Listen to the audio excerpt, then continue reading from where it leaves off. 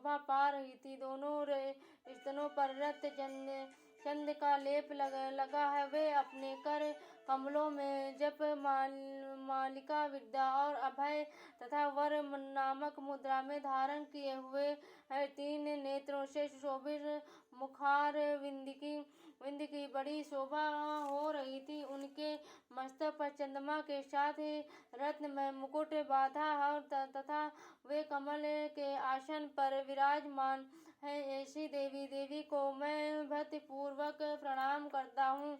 ऋषि कहते हैं कि दैत्यों की सेना इस प्रकार तहस नहस होते देख महादैत्य सेनापति चिछुर क्रोध में भरकर अंबिका देवी युद्ध करने के लिए आगे बढ़ा और वह असुर रणभूमि देवी के ऊपर इस प्रकार बाणों की वर्षा करने लगा जैसे बादल मेरुगिरी के शिख पर पानी की धार बरसा रहा हो। तब देवी ने अपने बाणों से उसके बाण समूहों के अनायास ही काट कर उसके घोड़ों और सारथियों के भी मार डाला।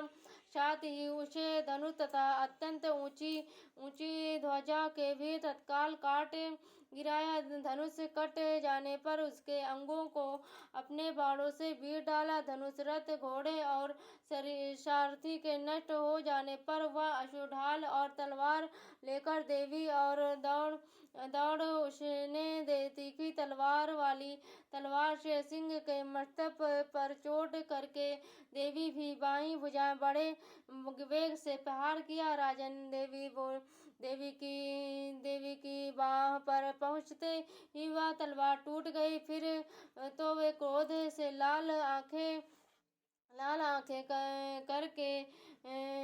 करके उस राक्षस ने शूल हाथ में लिया और उसे उस महादैत्य ने भगवती भद्रकाली के ऊपर चलाया। वह शूल आकाश से गिरते हुए सूर्यमंडल की भांति अपने तेज से प्रज्वलित हो उठे और उस शूल को अपनी ओर आते देख देवी ने भी उस शूल का प्रहार किया। उससे राक्षस के शूल के सैकड़ों टुकड़े हो गए। साथ ही महादैत्य चिछुर की धज्जियां उड़ गई और वह प्राणों से हाथ धो बैठा।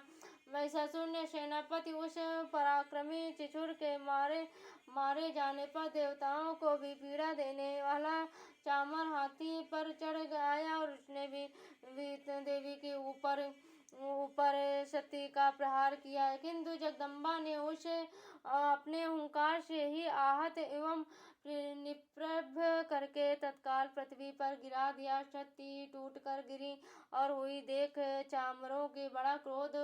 अब उसे ने शूल चलाया किंतु देवी ने उसे भी अपने बाणों द्वारा काट डाला। इतने में ही देवी का यह सिंह उछलकर हाथी के मस्तक पर चढ़े बैठा और उस दैत्य के साथ खूब जोर लगाकर बाहु युद्ध करने लगा। वे दोनों लड़ते लड़ते हाथी से पृथ्वी पर आ गए और अत्यंत क्रोध में भरकर एक दूसरे पर बड़े बड़े भयंकर प्रहार करते हुए लड़ते लगे और तदंतर सिंह बड़े वेग से आकाश की ओर उछला और उधर से गिरते समय उसने पंजों की मार से चामर का सिर धड़ से अलग कर दिया और इसी प्रकार उग्र विशिला और वृक्ष आदि की मार खाकर रणभूमि से देवी हाथ से मारा गया और कराल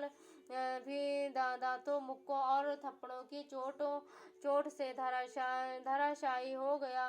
क्रोध में भरी हुई देवी ने गदा की चोट से उद्धत का कचूमर निकाल डाला। विद्यपाल से वात्सल्यों को तथा बाणों से ताम और अंधकों को मौत के घाट उतार दिया।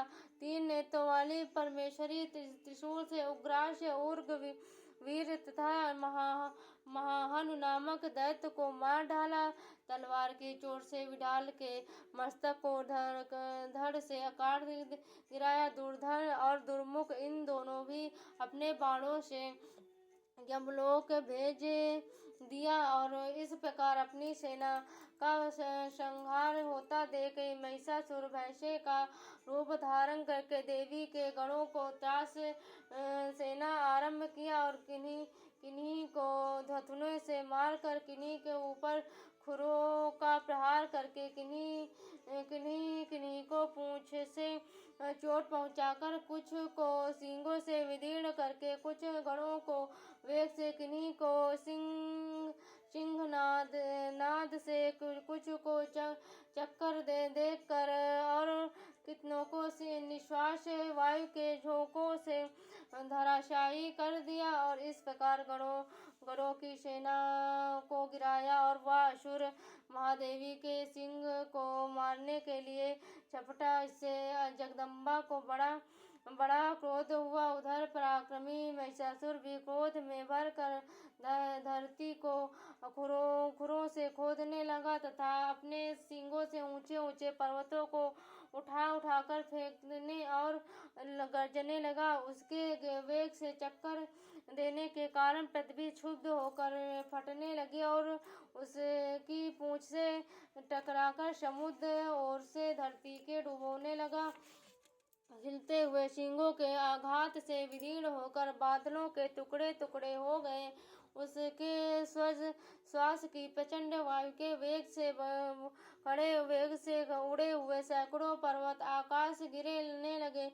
इस प्रकार क्रोध में भरे हुए उस महादैत्य की अपनी ओर आते देख चंडिका ने उसका वध करने के लिए महान क्रोध किया और उन्होंने पास फेंकर उस महान असुरों को बांध लिया। उस महासंग्राम में और संग्राम में बंध जाने पर उसने भैंसे का रूप त्याग दिया और तत्काल सिंह के रूप में वह प्रकट हो गया। उस अवस्था में जगदम्बा को जो ही उसका मस्तक काटने के लिए उद्धत हुई, तो ही वह खड्गधारी पुरुष के रूप में दिखाई देने लगा। तब देवी ने तुरंत ही बाणों की वर्षा करके ढाल और तलवार के साथ उस पुरुषों को भी बींध डाला। इतने में ही वह महान गजराज के रूप में परिणित हो गया तथा अपनी सूंड से देवी के विशाल सिंह को खींचने और गर्जने लगा। खींचते समय देवी ने तलवार से उसे सूंड काट डाली और तब उस महादैत्य उन भैंसे का रूप धारण कर दिया और पहली की भांति चराचर प्राणियों सहित तीनों लोकों को व्याकुल करने लगा। तब क्रोध में भरी हुई जगत माता चंडिका बारंबार उत्तम मधु का पान करने लाल और आंखें करके हंसने लगी। उधर वह बल और पराक्रम में उन्मत्त हुआ राक्षस गर्जने लगा और अपने सींगों से चंडिका के ऊपर पर्वतों के फेंकने लगा। और उस समय देवी अपने बाणों के समूहों से उसके फेंके हुए पर्वतों को चूर्ण करती हुई बोलते समय उनका मुख मधु के मद से लाल हो रहा था और वाणी लड़खड़ा रही थी। देवी ने कहा कि ओ मूढ़े, जब तक मधु पीती हूँ तब तक तू क्षण भर के लिए खूब गर्ज ले मेरे हाथ से। यही तेरी मृत्यु हो जाने पर अब शीघ्र ही देवता भी गर्जना करेंगे। और ऋषि कहते हैं कि यूं कहकर देवी उछली और उस महादैत्य के ऊपर चढ़ गई। फिर उसे अपनी पर से उसे दबाकर उन्होंने शूल के उसमें कंठ में आघात किया। उसने फरसे पर दबा होने पर भी महिषासुर अपने मुख से दूसरे रूप में बाहर होने लगा। अभी आधे शरीर से ही वह बाहर निकलने पाया था कि वे देवी अपने प्रभाव से उसे रोक दिया। आधा निकला होने पर भी वह महादैत्य देवी से युद्ध करने लगा। तब देवी ने बहुत बड़ी तलवार से उसका मस्तक काट गिराया। फिर वे हाहाकार करती हुई दैत्यों की सारी सेना भाग गई तथा संपूर्ण देवता अत्यंत प्रसन्न हो गए। देवताओं ने दिव्य महर्षियों के साथ दुर्गा देवी का स्तवन किया। गंधर्व राज गाने लगे तथा अप्सराएं गण नाचने लगी। इसी प्रकार मार्कंडेय पुराण ने सर्वाधिक मनवंतर की कथा के अंतर्गत महादेवी महात्म्य में महिषासुर का वध किया।